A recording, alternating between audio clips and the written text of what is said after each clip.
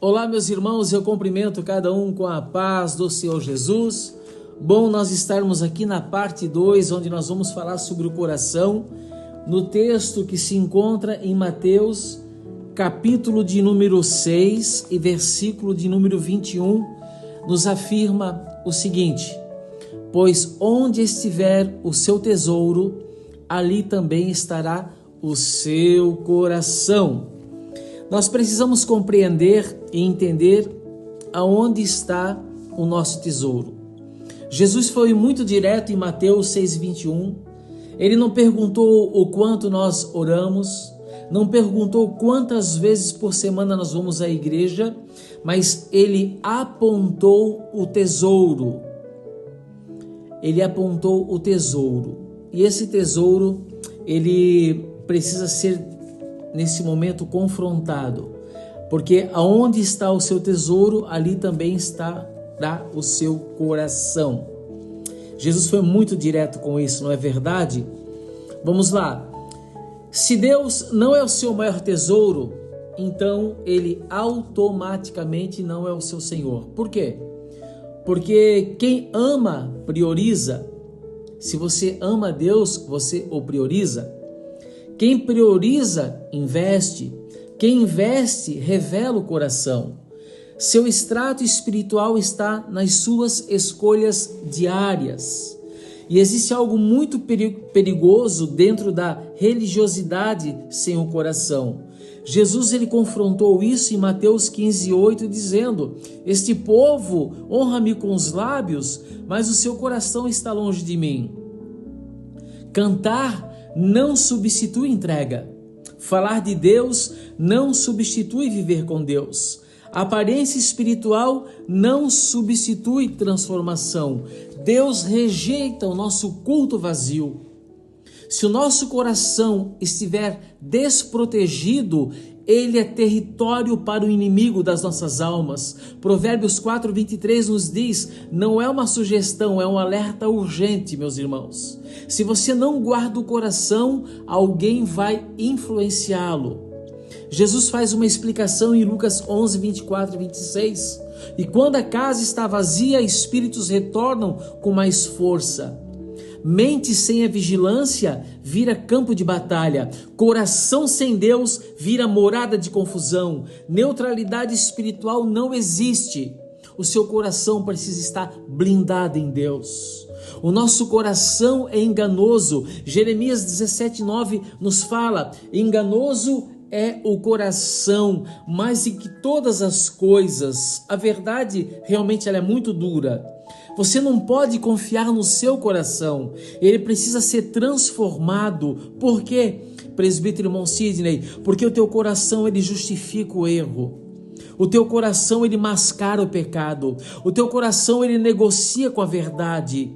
Mas quando o nosso coração é transformado, glórias a Deus, aí a história acaba mudando. É bem verdade que existem alguns pregadores, como Augusto Nicodemos, ele nos fala: o maior problema do homem não é a falta de informação, mas a resistência do coração em obedecer a Deus. Paul Washer, também um pregador da palavra, faz uma afirmação: o evangelho que não confronta o pecado não é evangelho de Cristo. Essas declarações nos lembram: Deus não veio apenas para consolar, Ele veio para transformar vidas, meus irmãos. Como que nós podemos, meus irmãos, ficar girando na igreja, falar em mistério, falar coisas que não são verdades bíblicas no púlpito, desagradando a Deus para agradar o homem? Como nós podemos ver essas igrejas, irmãos, fadadas ao fracasso, líderes religiosos levando os seus membros para o inferno, não os chamando para um arrependimento real? Ezequiel 36:26 nos diz: dar-vos-ei um coração novo. As pessoas estão indo para a igreja, não estão sendo transformadas. O seu coração não está sendo transformado, a sua vida não está sendo transformada, a sua identidade cristã não está sendo transformada. E eu quero confrontar agora aqui, meus irmãos, dizendo que Deus dá sim um novo coração para aquele que reconhece que precisa. E o pecado do homem, as coisas vãs que o homem fazia, ele não faz mais, porque o seu coração é novo. Deus me deu um coração novo. Outra hora eu tinha um coração fadado ao fracasso, outra hora eu tinha um coração entristecido, e hoje o meu coração é um coração novo. Receba também um coração novo da parte de Deus. E quando nós nos arrependemos, meus irmãos, oh meu Deus, quando nós nos arrependemos de verdade, Deus deseja nos usar como uma fonte viva de água transbordante neste mundo.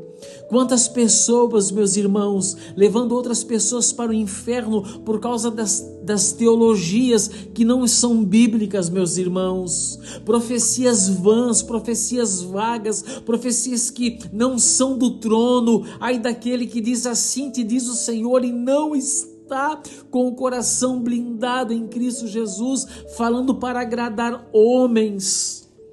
Arrependimento, meus irmãos, não é somente sentir culpa.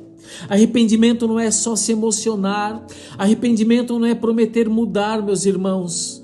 Não é somente ficar na promessa. Arrependimento é mudança de direção. O nosso coração precisa ter uma mudança de direção. Muitos tesouros são errados, meus irmãos, e acabam produzindo vidas vazias, promessas vazias. Jesus alertou em Mateus 16 e 26, nos dizendo que aproveita o homem ganhar o mundo inteiro e perder a sua alma. Pessoas dentro da igreja perdendo tempo e perdendo a sua alma por causa de homens mentirosos. Oh meu Deus, homens mentirosos que mentem, falam de forma vã, não compreendem as escrituras, falam aquilo ao seu bel prazer para massagear os ouvidos dos ouvintes, meus irmãos. O que nós aproveitamos se ganharmos todo o mundo e perdermos a nossa alma? Sucesso sem Deus é um fracasso eterno.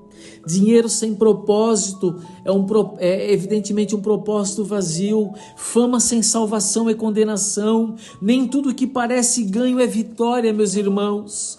Precisamos nos examinar espiritualmente de uma forma profunda, fazendo um diagnóstico honesto dentro de nós. O que ocupa a nossa mente de verdade nesse mundo? O que te domina emocionalmente nesse mundo? O que você teme em perder? Isso revela o seu tesouro. Existe uma decisão que define tudo, irmãos. O salmista nos diz no Salmo 51 e 10: cria em mim, ó Deus, um coração puro. Aqui está o ponto central. Você não precisa melhorar o seu coração, você precisa de um coração novo.